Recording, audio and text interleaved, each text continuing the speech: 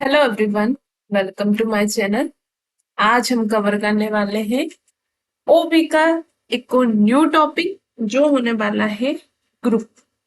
So group को हम पढ़ने से पहले मैं आप लोगों को बताना चाहूंगी, ओबी वाली प्लेलिस्ट है उसमें हमने काफी कुछ कवर कर लिया है और ऐसे ही अब कुछ टॉपिक्स और बचे हैं, उनको कवर करके हम न्यू सब्जेक्ट के साथ बोल लीजिए या न्यू यूनिट के साथ हम आएंगे। सो अभी आप बने रहिए हमारे चैनल के साथ, आपको सब कुछ डिटेल में यहाँ पे पढ़ाया जा रहा है। सो आज हम कवर करने वाले हैं ग्रुप।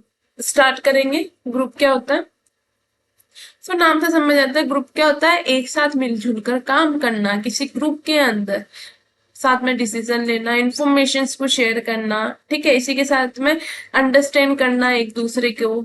और इसमें आप ग्रुप मेंबर के तौर पे काम करते हैं, ठीक है। आप इंडिविजुअलिटी की बात इसमें नहीं होती है, इसमें ग्रुप में मिलकर काम किया जाता है, ठीक है।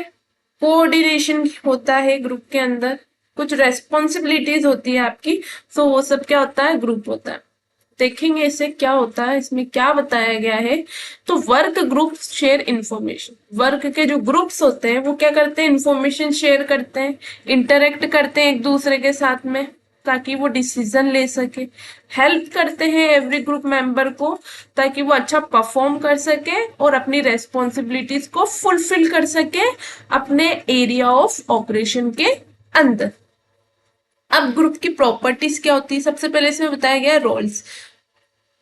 प्रॉपर्टीज बोल लीजिए, गुण बोल लीजिए, एक ही बात है, ठीक है। तो इसमें सबसे पहले आता है role. Everybody in a team has to play a role in a well coordinate expected manner for which one has to identify their role as per given position. हर एक इंसान को जो भी टीम में होता है उसे अपना रोल प्ले करना होता है, जो काम उसे दिया गया है वो करना होता है, साथ में कोऑर्डिनेशन के साथ में वो काम करना होता है, ठीक है। और इसमें जिसको जो काम दिया गया है वो अपना काम का पता लगाएगा और अपने काम को करेगा और अपना रोल निभाएगा, ठीक है। Identification of roles depends upon how other believers to given in a situation. इसमें आइडेंटिफिकेशन मतलब कि आपका रोल में आइडेंटिफिकेशन उस बात पे डिपेंड करेगा कि आप दूसरों के साथ, दूसरे आप पर कितना बिलीव कर रहे हैं, ठीक है, उस गिवन सिचुएशन के अंदर। This calls for our own understanding of other belief. इसको क्या बोला जाता है? Own understanding of others. It if the compliance of role is per divergent role expectation, it result in role conflict then can be minimized if monitored closely। अगर compliance compliance role का compliance किस पे basis पे हो? अगर divergent role expectation के basis पे होगा तो इससे क्या होगा? रोल कंफ्लिक्ट होगा, ठीक है। और फिर मॉनिटर क्लोजली किया और फिर हम उस इंसान को मॉनिटर इतना अच्छे से नहीं कर पाएंगे, ठीक है। और इससे जो हम ऑर्गेनाइजेशन का जो काम करने के लिए इकट्ठा हुए हैं वो रोल इतनी अच्छी तरह से एक इंडिविजुअल प्ले नहीं कर पाएगा, ठीक है। सो एक ऐसे इंसान यहाँ पे आइडेंटिफिकेशन रोल उसी इंसान को मिलता है या रोल अच्छा इंपॉर्टेंट उसी इंसान को मिलता है जिस पर सब बिलीव करते हैं। अगर कोई इम्पोर्टेंट है और वो काम कर रहा है बट लोगों के साथ उसका इतना कोऑर्डिनेशन नहीं है, लोग उस पर बिलीव नहीं करते, तो वो वर्क इतना अच्छे से नहीं हो पाएगा। इसलिए अंडरस्टैंडिंग देखा जाना चाहिए, तभी तो इसमें बोला गया है this calls for our own understanding of others believe. Second आता है इसमें norms. Norms are acceptable standard of behaviour dos, मतलब क्या करना चाहिए क्या नहीं करना चाहिए, वो एक स्टैंडर्ड ऑफ बिहेवियर बताता है नॉर्म्स, जो हम शेयर करते हैं किनके बीच में? ग्रुप मेंबर्स के बीच में। It means group create strong pressure on individual member for conformity in respect to changing their attitude and behaviour to the group standard. ये क्या बताता है? इसका मतलब क्या होता है कि ग्रुप क्या करता है? स्ट्रॉन्ग प्रेशर क्रिएट करता है एक इंडिविजुअल के ऊपर ताकि वो अपना काम कर सके अच्छे से, ठीक है। ये लाइन पढ़िए, इसमें बता रखा है कि on individual member for conformity in respect to changing their attitude and believe to the group standard, यानी कि आपको ग्रुप के स्टैंडर्ड के अकॉर्डिंग अपने एटीट्यूड एंड बिहेवियर को चेंज करना होगा। ठीक है, एक ग्रुप में क्या नॉर्म्स है वो आपको एक्सेप्ट करने होंगे, एक्सेप्टेबल स्टैंडर्ड ऑफ बिहेवियर होता है ये। ठीक है, और क्या होता है, स्टेटस की बात करता है ये, इज अ रैंक और a position assigned to member of a group or to some group by other in terms of permits the determinants of status are, ये एक रैंक या पोजीशन होती है जो कि मेंबर, जो ग्रुप के मेंबर होते हैं उनके द्वारा असाइन की जाती है। ठीक है, ये काफी सारे टर्म्स के अकॉर्डिंग किसी इंसान को दी जाती है पोजीशन या रैंक। और इस स्टेटस को मतलब क्या डिटर्मिनेट्स होते हैं, क्या बेसिस होता है इसको सिलेक्ट करने का, तो सबसे पहले तो इसमें है power exercise by a person over others, एक किसी इंडिविजुअल की पावर दूसरे लोगों से क्या डिफरेंट है वो देखा जाएगा, उसकी एबिलिटी देखी जाएगी कि वो गोल में कितना कंट्रीब्यूट कर रहा है जो कि सेट किया गया है ग्रुप के द्वारा, और इंडिविजुअल का पर्सनल ट्रेड क्या, उसके पर्सनल गुण क्या, उसके पर्सनल क्वालिफिकेशन हुई, उसकी एबिलिटी क्या है, इन सबको देखा जाएगा। फिर उसके बाद में उसका स्टेटस डिसाइड किया जाएगा। ठीक है, फोर्थ आता है इसमें साइज, साइज यानी कि size of the group. Size of group क्या है, जो डिपेंड करता है गोल पे, और ये अफेक्ट क्या करता है, ग्रुप के बिहेवियर को भी करता है। अगर ज्यादा बड़ा है काम तो जैसे इसमें ये छोटे छोटे ऐसे ग्रुप्स बना दिए, बट अगर कुछ कम है तो सिर्फ ये 2 ग्रुप की नीड होगी। ठीक है, तो ऐसे पूरे ग्रुप में साइज पे मतलब साइज आपके गोल पे डिपेंड करेगा। साइज किस पे डिपेंड है, ऑर्गेनाइजेशन का गोल कितना बड़ा है। ठीक है, सो ये बात करता है ये। तो हमने ग्रुप ऑफ प्रॉपर्टीज में क्या क्या पढ़ा, ग्रुप में क्या क्या आता है, रोल आता है, नॉर्म्स होते हैं कुछ ग्रुप के, स्टेटस होता है, साइज होती है, कोहेसिवनेस बिल्कुल ये चीज भी होती है। इसका मतलब क्या होता है, degree to which group members are willing और motivated to stay in the group as they have spend a great deal of time together, ये एक डिग्री है। ठीक है, ये स्तर है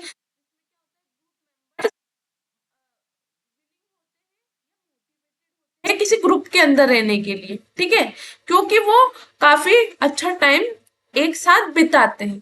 the degree of cohesiveness depend upon the relationship between group cohesiveness and performance norm, जो कि इफेक्ट करता है ग्रुप की प्रोडक्टिविटी को। और ये जो डिग्री ऑफ कोहेसिवनेस है किस पे डिपेंड करती है, कि आपका रिलेशनशिप कैसा है ग्रुप कोहेसिवनेस के साथ में, यानी ग्रुप के लोगों के साथ में, और आपका परफॉर्मेंस नॉर्म्स जो कि आपके ग्रुप की प्रोडक्टिविटी को भी अफेक्ट करता है।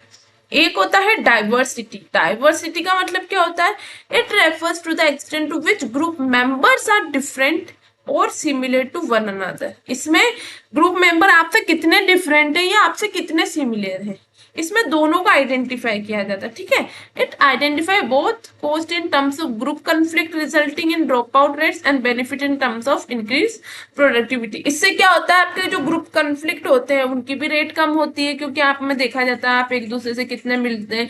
अगर अलग है तो आप लोगों को थोड़ा और मेंबर से थोड़ा आपको दूर रखा जाएगा जिससे आपकी नहीं बनती है। ठीक है, तो उस तरह से आपके ग्रुप कॉन्फ्लिक्ट भी इससे क्या होंगे, कम होंगे, और इससे बेनिफिट भी होगा कि प्रोडक्टिविटी इंक्रीज होगी। ठीक है, तो ये हमने पढ़े ग्रुप के प्रॉपर्टीज, इसमें था roles, norms, status, size, cohesiveness and diversity.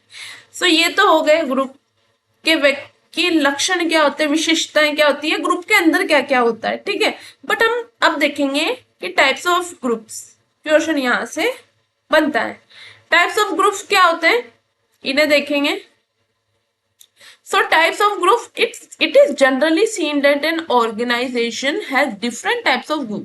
देखा जाता है काफी सारे ग्रुप्स होते हैं ऑर्गेनाइजेशन में, कुछ ऐसे होते हैं जो किसी फंक्शन के लिए इकट्ठे, या फिर कोई ऐसे होते हैं जो किसी टास्क के लिए ही एक साथ आते हैं, ऐसे ग्रुप्स होते हैं, या फिर कोई इनफॉर्मल ग्रुप्स भी होते हैं जिसमें आपका ऐसे ही नॉर्मली ग्रुप बन जाता है, आप लोगों के माइंड सेट मिल जाते हैं, आप लोगों की थिंकिंग, या आप कहीं से रिलेट कर जाते हैं, इस चक्कर में फ्रेंडली ग्रुप्स बन जाते हैं, तो इनको इनफॉर्मल ग्रुप बोला जाता है। अब इनको हम धीरे धीरे एक एक करके पढ़ेंगे।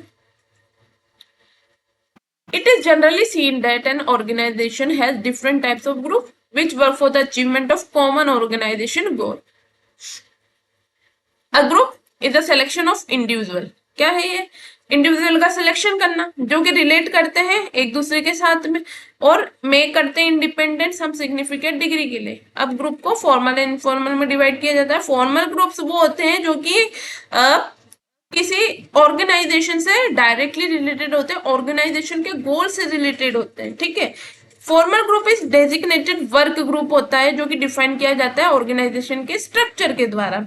Crew member in the ship are the example. जो ये फॉर्मल ग्रुप हो गया, फॉर्मल यानी कि जो ऑथराइज्ड है, ठीक है। जैसे कि शिप में क्रू मेंबर्स हो गए, वो फॉर्मल ग्रुप का है, वो किसी के द्वारा मतलब खुद से उन्होंने नहीं बनाई, उनके ऊपर अथॉरिटी रही और एक उनको गोल दिया गया, एक काम दिया गया, इसलिए वो सब इकट्ठा हुए।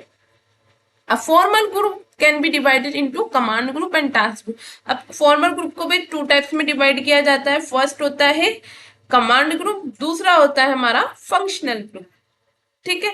सो कमांड ग्रुप में क्या आता है? Command group is reflected through organisation chart and determines who the reporting officer is.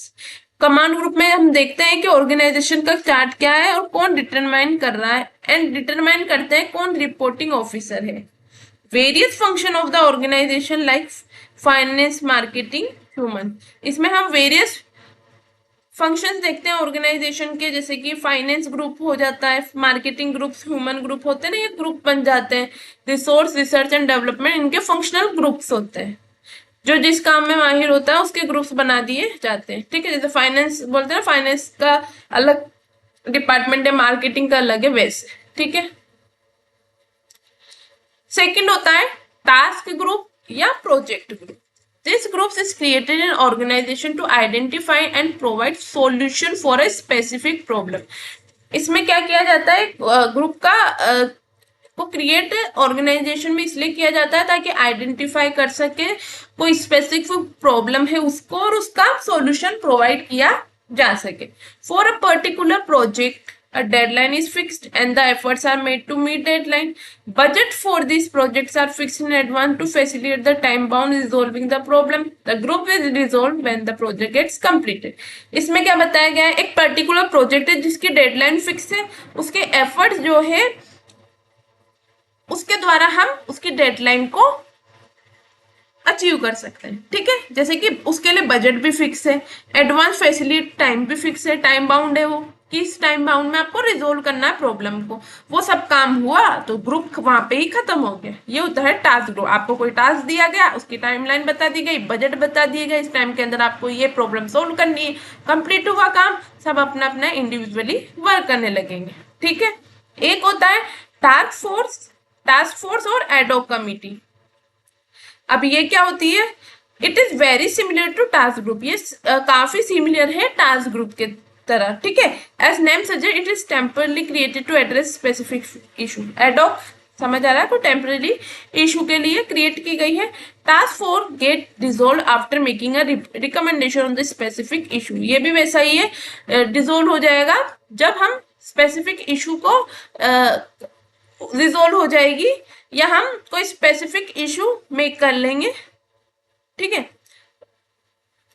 मतलब स्पेसिफिक इशू होगा, उस पे हम काम कर लिया, हमने रिकमेंडेशन दे दिया तो वो काम कंप्लीट हो जाएगा। Issue can be redesign of the reward system in the organisation. Issue जो होगा वो रीडिजाइन हो जाएगा रिवॉर्ड सिस्टम के तौर पे ऑर्गेनाइजेशन में। एक होता है quality circle. Quality circle are very much concerned for quality and want to ensure that each employee is committed to maintaining high quality will upgrade themselves. Organization काफी कंसर्न होता है कि हमारा काम या जो एम्प्लॉय है वो उनकी क्वालिटी हो, ठीक है। वो चाहते हैं कि हमारा हर एम्प्लॉय मेंटेन करे अच्छी क्वालिटी, ठीक है, वो खुद को भी अपग्रेड करते रहे। A small group is created to deal with productivity and quality related issues. इसमें क्या होता है? स्मॉल ग्रुप्स होते हैं जो क्रिएट किए जाते हैं productivity and quality related issues के साथ डील करने के लिए। This group ensure that issue related to quality are resolved so that organization commitment to quality can be assured in all time to come. इसमें group ये ensure करेगा कि जो क्वालिटी रिलेटेड इशू है उनको रिजोल्व किया जाए, ठीक है, ताकि जो ऑर्गेनाइजेशन की कमिटमेंट है क्वालिटी की वो हमेशा बनी रहे ऑल टाइम। इनफॉर्मल ग्रुप्स, अब इनफॉर्मल ग्रुप्स क्या होते हैं, जो सोशली नेचर के अंदर बिल्ड होते हैं, जैसे इसमें बताया गया है informal groups are more social in nature, these groups are not defined by role relationship. ऐसे जो ग्रुप्स होते हैं वो रोल रिलेशनशिप के द्वारा डिफाइंड नहीं होते हैं, इसमें कोई रोल नहीं होता है, ठीक है। The behavior that team members should engage in are stipulated by and directed towards organization goal. Employees from different department playing chess together. मैंने बोला नहीं इनफॉर्मली बनते हैं, आप अपने माइंडसेट के तौर पे आपका उसके साथ में कितना बन रहा है इन सब के तौर पे ये इजीली बिल्ड होते हैं। जैसे इसमें बताया गया कि डिफरेंट डिफरेंट डिपार्टमेंट के लोग एम्प्लॉइज एक साथ चेस खेल रहे हैं, ये इनफॉर्मल ग्रुप का एग्जाम्पल है। इनफॉर्मल ग्रुप्स को भी 2 ग्रुप्स में डिफाइन किया जाता है, फर्स्ट होता है इंटरेस्ट ग्रुप, सेकेंड होता है friendship group. So interest group कौन सा ग्रुप होता है, जहाँ पे जो लोग होते हैं वो एक साथ काम करते हैं, एक साथ मिलते हैं स्पेसिफिक ऑब्जेक्ट के साथ में, with which one is concerned. A common interest binds the group member. Members may not belong to the same organization or department. Joining and leaving the group is at will of members and nothing is formal. For example, Indian Commerce Association. ये एक interest group होता है जहाँ पे लोग एक साथ काम करते हैं किसी स्पेसिफिक ऑब्जेक्टिव के लिए जो किसी ना किसी के साथ में कंसर्न होता है, ठीक है। ये इंटरेस्ट बाइंड ग्रुप मेंबर्स होते हैं, इसमें मेंबर्स कोई सेम ऑर्गेनाइजेशन या डिपार्टमेंट से सेम मतलब नहीं है कि सेम ऑर्गेनाइजेशन हो या डिपार्टमेंट हो, ये मेंबर के कोई भी हो सकते हैं, ठीक है। और ये कभी भी ज्वाइन कर सकते हैं, लीव कर सकते हैं, ठीक है। इसमें कुछ भी फॉर्मल नहीं है, इंटरेस्ट का ग्रुप है, जैसे इसमें एग्जांपल दिया हुआ है इंडियन कॉमर्स एसोसिएशन का, ठीक है। एक होता है फ्रेंडशिप ग्रुप, जिसमें लोग अपनी social needs and want to be part of some social group, किसी मतलब होता है ना कोई लोगों का हमें ग्रुप में रहना है, बातें करनी लोगों से, तो उस तरह का, जैसे सोशल एक्टिविटीज हो गए, आपका रिलीजियस बिलीफ वाली बात हो गई, कॉमन बेसिस के तौर पे ये क्रिएट होता है फ्रेंडशिप ग्रुप। जैसे योगा का group, potpourri group, birthday groups are very commonly found in organisation. तो ये हमने पढ़े टाइप्स ऑफ ग्रुप। अब हम डिफरेंस देखेंगे कि दोनों में डिफरेंस क्या है। फॉर्मल ग्रुप्स तो वो होते हैं जो कि क्रिएट किए जाते हैं ऑर्गेनाइजेशन में ताकि अकम्प्लिश किया जा सके स्पेसिफिक टास्क, और जो इनफॉर्मल ग्रुप्स होते हैं वो क्रिएट किए जाते हैं ताकि उनके सोशल नीड्स को सेटिस्फाई किया जा सके, ठीक है।